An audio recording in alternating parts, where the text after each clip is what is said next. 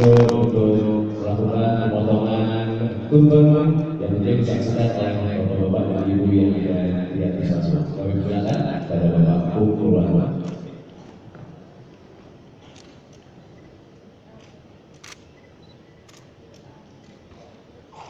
Iya, telah dipotong tumpeng sebagai simbol tersebut naik kelasnya Simbol Makassar.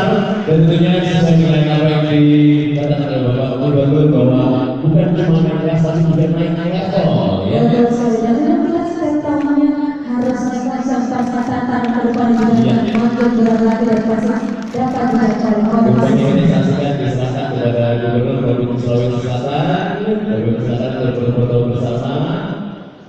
Ya, silakan untuk tumpeng yang berikutnya diserahkan juga untuk Bapak Kajati Sulawesi Selatan Barat. Kembali ke Bapak Pur.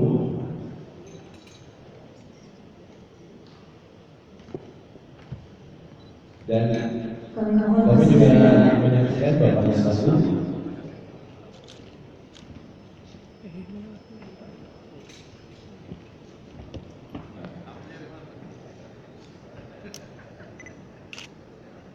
Bapak Wali Kota Makassar.